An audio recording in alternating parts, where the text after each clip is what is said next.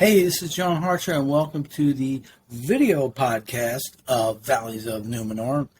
I'm not exactly going to be doing what I said I was going to do, like do a video look at all the promos and everything. And maybe I'll do that when the series is over and go back and use my marketing skills that I've honed over the years in sales to see if they picked the right images, if they did the right things to give audiences the right expectation for the show.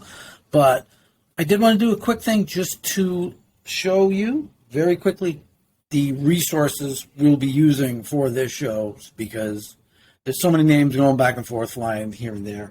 So anyway, I will be using the Ballantine editions here. This is the Hobbit.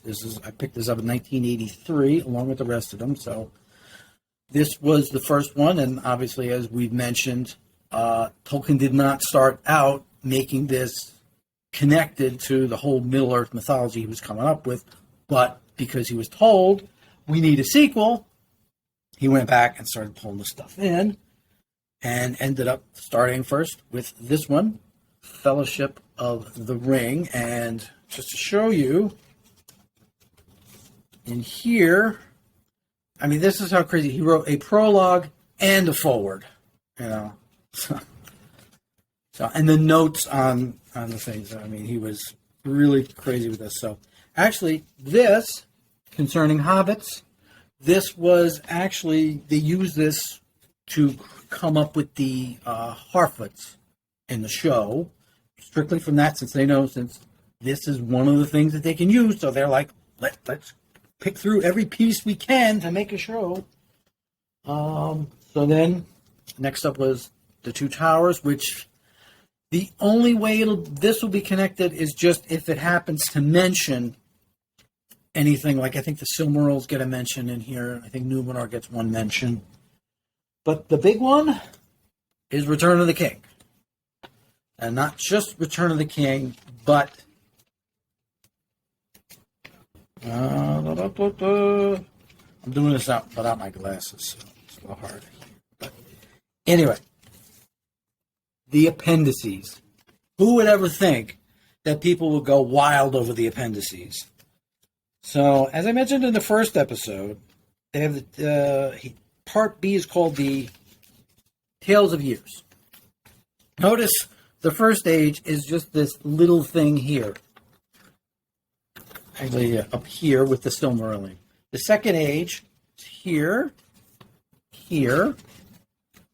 and here, and a little bit up here. The third age starts here,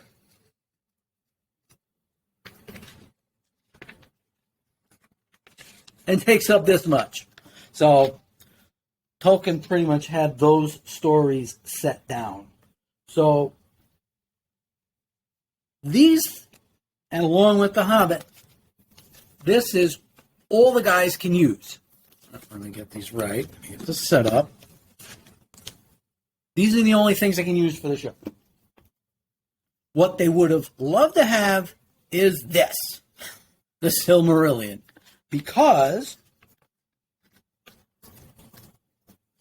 it has, for Numenor, the whole thing in the Second Age, it has a whole section pulled aside called Akhlabeth.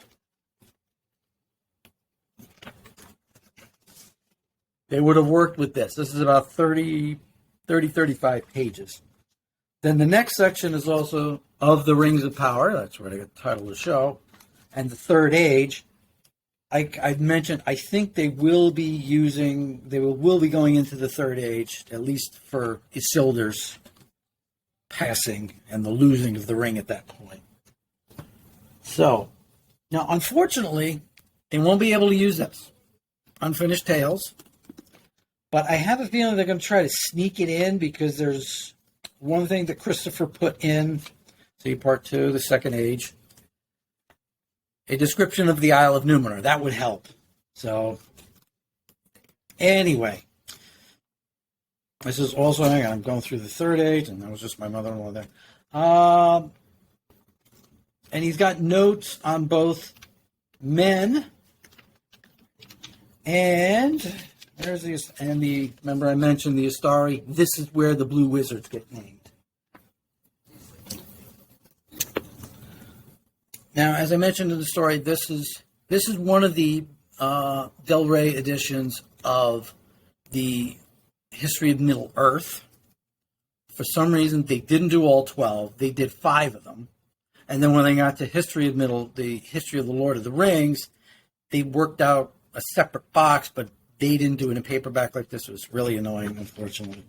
So, unfortunately, they won't be able to use anything from The Lost Road, any of the ideas about Numenor.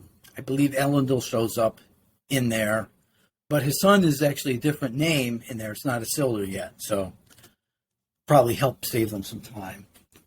Then there's this one, but this will be later in the show. Now, the last thing I'll be using is this. Robert Forster's Complete Guide to Middle Earth. I'll be checking back to that every time a new character comes up and they flash the name at the bottom of the screen. I'll be going like, okay, is that a real character? Okay, no, that's a new one. Like, oh, wait, I found this one. So that's how I found the name of the trees for Valinor that you'll hear in the next episode. So, anyway. So, that's just my first video podcast. So, that's just a short version. So, this is episode 1A. 1B will be coming soon. Thanks, everybody, for watching and listening.